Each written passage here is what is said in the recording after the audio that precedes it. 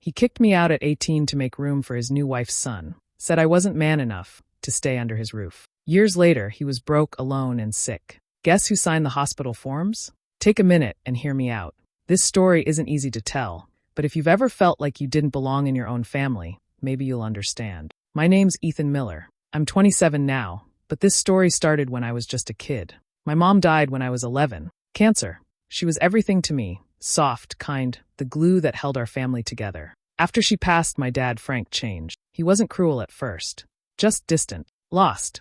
But things really shifted when he met Karen. Karen came with a smile and a 12-year-old son named Blake. At first, I tried to get along. I figured maybe we could be a new kind of family. But I noticed it quickly. My dad laughed more when Blake was around. He praised him, gave him attention. Suddenly, I was the one in the background. It got worse with time. If Blake broke something, it was just an accident. If I forgot to take out the trash, it was a lecture about responsibility. My dad used to come to my soccer games. After Karen and Blake moved in, he never came again. He said work kept him busy, but he somehow always had time for Blake's stuff, his baseball games, his art shows, even his spelling bee. I remember one night when I came home from school and saw Blake sitting at the dinner table with my dad, laughing over pizza. Karen looked up and said, "Oh, Ethan, you already ate at school, right?" That was my plate, my spot. And somehow it wasn't mine anymore. I tried to hold on. I kept my head down, helped around the house, stayed out of trouble. But the more I tried, the more invisible I felt. Blake could do no wrong. And I wasn't even called by name sometimes. Just him. One week after I graduated high school, I came home to find my bags by the door. My dad didn't say he was proud of me. He didn't ask what my plans were. He just looked at me and said, "You're 18 now. Time to be a man. You can't stay here." No warning. No help. Just like that, I was out. I didn't cry that night. I just sat in my car, everything I owned in the back seat, and stared at the sky. I kept thinking, how did it come to this? But deep down, I already knew. I wasn't his son anymore. Not really. It started with a quiet knock on my door one Saturday afternoon. My dad stood there with his arms crossed, Karen hovering behind him like she always did. "Ethan," he said, "we're making some changes around here. Blake needs more space. You'll move to the basement." I didn't say anything at first. I thought it was a joke. My room was the only space that felt like mine. It had my posters, my books, my old soccer trophies, but no one was laughing. Karen just gave that tight smile of hers and said, "It's just temporary, sweetie. Blake's growing, and he needs a proper room." So that night, I dragged my stuff downstairs. The basement smelled like dust and old wood. There were spider webs in the corners, and the ceiling leaked whenever it rained. I lay on the worn-out mattress and stared at the pipes above me. Every sound from the house echoed through that basement. Blake's laughter, the clink of dishes, the sound of my dad cheering at the TV. None of it felt like it belonged to me anymore. After that, things kept changing. Slowly, and then all at once. Karen started calling the shots, and my dad went along with everything she said. If I was 5 minutes late for dinner, it was disrespectful. If Blake didn't show up at all, it was because he was busy. I remember asking my dad once if he could come to my band concert at school. I had a small solo. He just shook his head. "I've got work. Ask me next time." A week later, he took a whole day off to drive Blake 2 hours to a baseball game. Then came Blake's 16th birthday. My dad threw him a backyard party. Big decorations, barbecue, even a cake with custom frosting. At the end, he walked Blake outside and handed him car keys. A used but shiny black sedan. I stood there, stunned. I hadn't even gotten a card on my last birthday. Karen clapped and kissed Blake on the cheek. "You earned it, baby," she said. "You're such a good boy." I didn't say anything. I just turned and walked back down to the basement. That night, I stared at the peeling paint on the wall and felt something settle inside me. I wasn't just being ignored. I was being replaced. And the worst part, they didn't even try to hide it. Graduation day should have felt like something special. Everyone else had their families cheering, taking photos, holding flowers. I stood outside the school gym in my wrinkled gown, scanning the crowd. No one came. I walked home alone, holding my diploma in a folder like it meant something. When I opened the front door, my dad was sitting on the couch, feet up, TV blaring. He didn't even look up. "You done?" he asked. "Yeah," I said quietly. He muted the TV. Karen stood in the kitchen, arms folded. Then came the words that still echo in my head like a slap. "You're 18 now. It's time you figure things out on your own." I blinked, unsure I heard him right. "What?"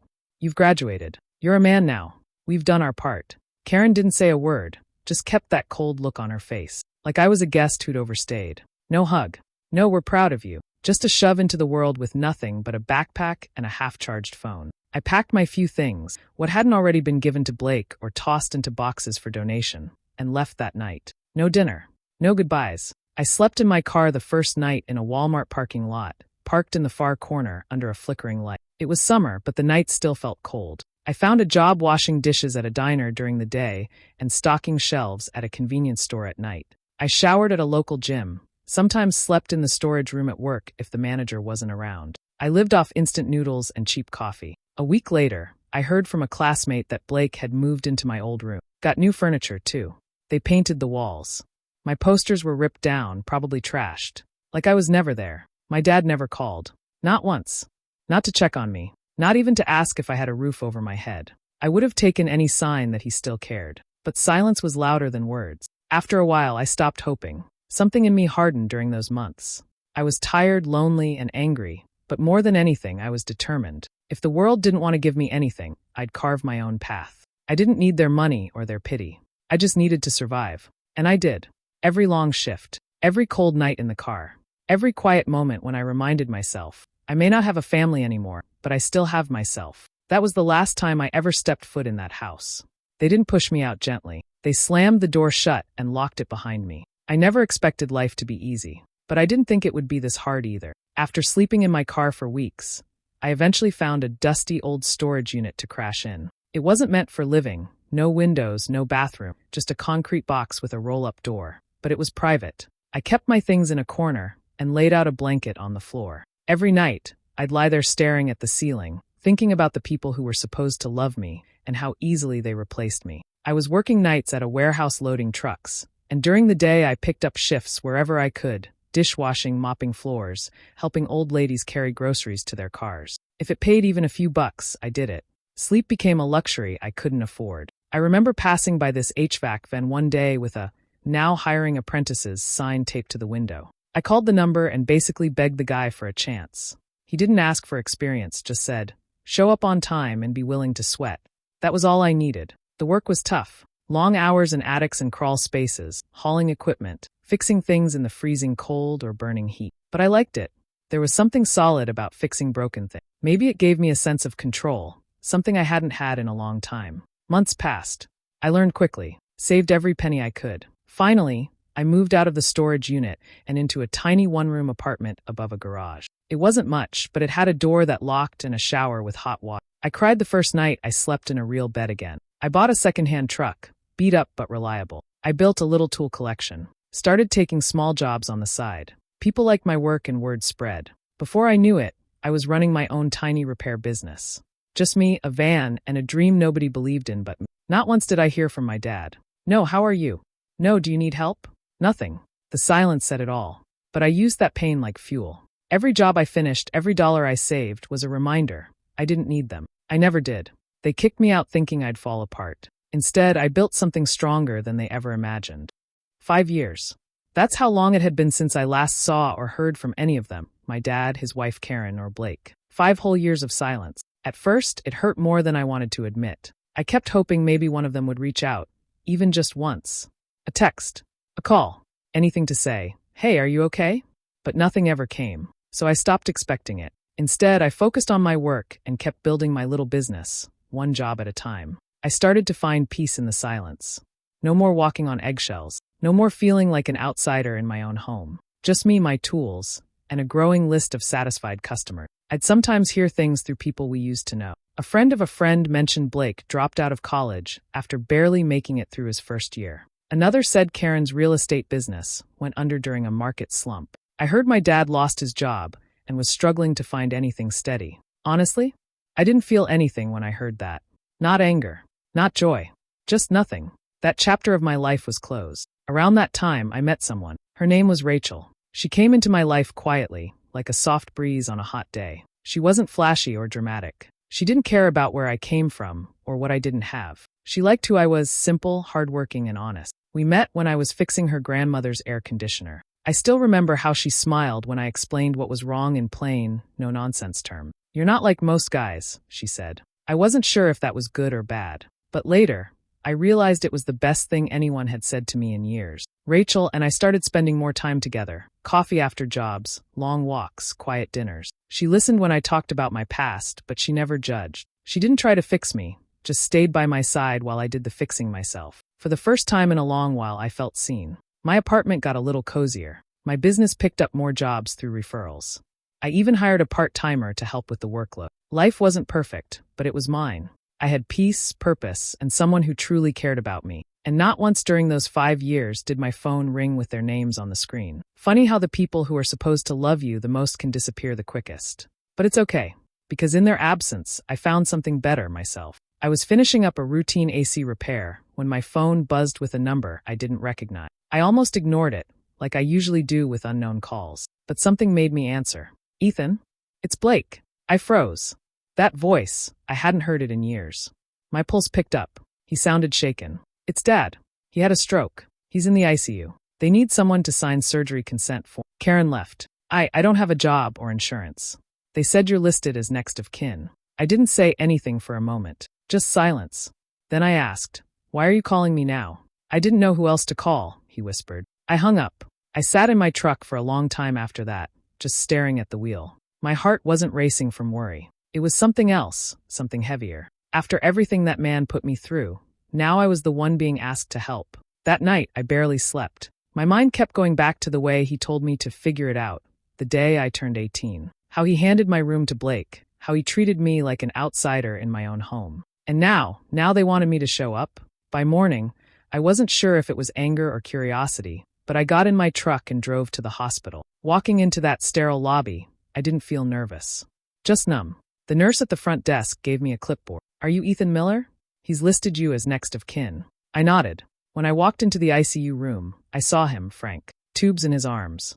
Oxygen mask. So small, so pale. This man who once loomed over me like a shadow now looked like a tired old man. Blake was there too, pacing. He looked rough, hollow eyes, worn clothes, nervous energy. He turned when he saw me. Thank you for coming, man. I didn't know what else to do.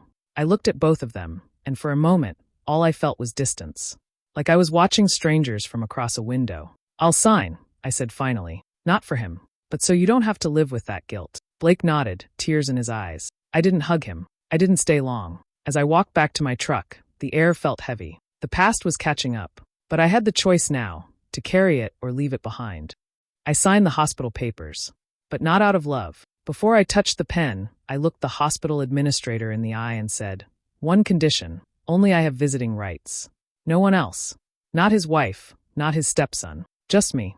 Or no signature. She paused, a little stunned, but nodded. We can make that happen. So I signed. Then I went back to my shop and quietly transferred enough money from my business account to cover everything, under my LLC name. I didn't want anyone knowing it came from me, especially not him. The next few days, I got updates from the nurse assigned to Frank's case. I didn't visit, didn't call. I just wanted to know when he'd wake up. And then he did. The nurse said he was confused, disoriented. He kept asking for Karen. Then Blake. No one came. Just silence. He asked who had paid the bills. The nurse told him, your son did. Frank smiled weakly. Blake. The nurse shook her head gently. No, sir. Ethan. She told me his face crumbled in that moment. His hands shook. He didn't speak for a while. Then he started to cry. Not quiet tears. Full, body-shaking sobs.